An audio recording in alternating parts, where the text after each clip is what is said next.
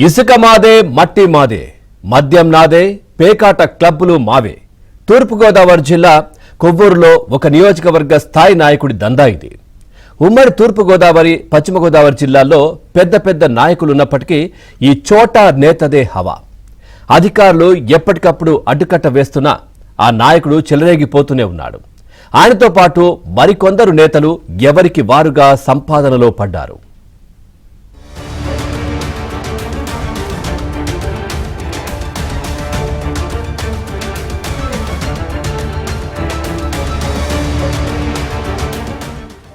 రాష్ట్రంలోనే అతిపెద్ద నది గోదావరి. అందున తూర్పుగోదావరి జిల్లా కొవ్వూరు వద్ద కిలోమీటర్ల వెడల్పున విస్తరించుంటుంది. అక్కడే లెక్కలేనంత ఇసుక. అధికారంలో ఎవరున్నా ఆ ఇసుకపైనే కన్ను. వైసీపీ హయాంలో ఇసుక కలెక్షన్ల ఒత్తిడికి తట్టుకోలేక అదే పార్టీకి చెందిన ఓ ఇసుక వ్యాపారి రైలు పట్టాలపై తలపెట్టి బలవన్మరణానికి పాల్పడ్డారు. వైసీపీ పోయిన తర్వాత పరిస్థితులు మారతాయని ప్రజలు భావించారు.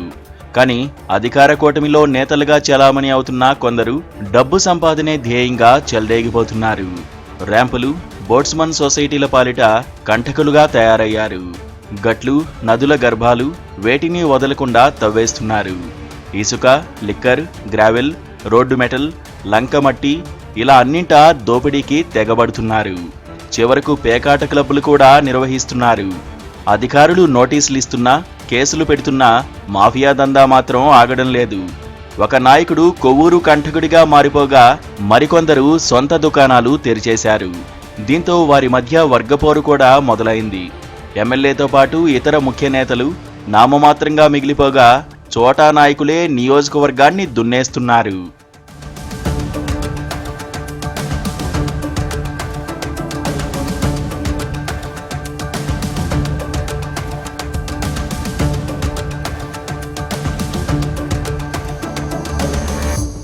కొవ్వూరు నియోజకవర్గంలో బోట్స్మన్ సొసైటీల ముసుగులోనే దోపిడీ జరుగుతోంది. డిసెంబర్ నెలలో సొసైటీలకు అవకాశం ఇచ్చినప్పుడు కేవలం వాడపల్లి ర్యాంపు నుంచే రోజుకు సుమారు 400 లారీల ఇసుక రవాణా సాగేది. 6 యూనిట్ల లారీ ఇసుకకు 6,000 రూపాయలు సొసైటీ వసూలు చేస్తే అందులో చిన్న లారీకి 500, పెద్ద లారీకి 1000 రూపాయలు, మార్కెట్ లారీకి 2,000 రూపాయలు కప్పం కట్టాల్సిందే. జనవరిలో ఈ పాలసీ మార్చి టన్నుకు 50 వంతున మామూళ్లు తీసుకోవడం మొదలుపెట్టారు. అది చాలదని అదనపు లోడుకు వచ్చే మొత్తం సొమ్మును లాగేస్తున్నారు. దీనికోసం కొందరిని గుమస్తాలుగా నియమించి వారికి ఓ స్కానర్ ఇచ్చి దానికి నేరుగా డబ్బు జమ చేయిస్తున్నట్లు తెలుస్తోంది. రోజుకు 15 లక్షలకు పైగానే వసూలు చేస్తున్నారు.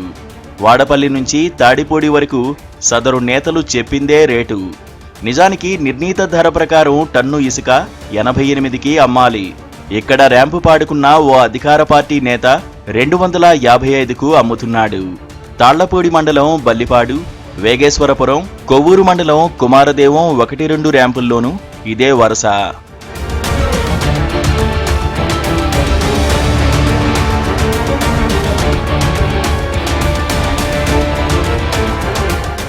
కొవ్వూరు నియోజకవర్గంలో సుమారు 40 వరకు బెల్ట్ షాపులు ఉన్నట్టు సమాచారం.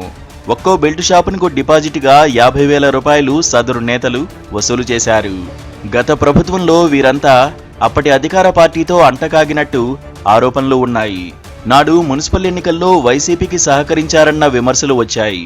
కొవ్వూరు మండలంలోని చిడిపి, కుమారదేవం గ్రామాలకు చెందిన 97 మంది ఎస్సీలకు 65 సెంట్ల చొప్పున గతంలో ప్రభుత్వాలు లంక భూములు ఇచ్చాయి.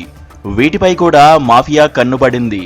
ఇటీవల గోదావరి నదికి అడ్డంగా మట్టి రహదారి నిర్మించి రాత్రింబవళ్లు 100 లారీల మట్టిని తరలించారు. లారీ మట్టి 6,000 రూపాయల వంతున అమ్మేశారు. ఈ మట్టి ఇటుక బట్టీలకు, కడియం నర్సరీలకు తరలిపోతోంది. ఇంకా లేఅవుట్ల ఫిల్లింగ్, పల్లపు ప్రాంతాలు మెరక చేసుకోవడం కోసం ఈ మట్టిని అమ్ముతున్నారు. దీనిని స్థానికులు అడ్డుకోవడంతో పాటు అధికారులు కూడా స్పందించడంతో ప్రస్తుతం ఇక్కడ తవ్వకాలు ఆగాయి. కలెక్టర్ పి ప్రశాంతి ఆదేశాల మేరకు కొవ్వూరు తహసీల్దార్ ఆర్ఐ, విఆర్ఓ, సీనియర్ అసిస్టెంట్, విఆర్ఏలతో టీములు వేసి ప్రతిరోజు రాత్రి 9 నుంచి ఉదయం 6 గంటల వరకు పహారా పెట్టి తవ్వకాలకు బ్రేకులు వేశారు.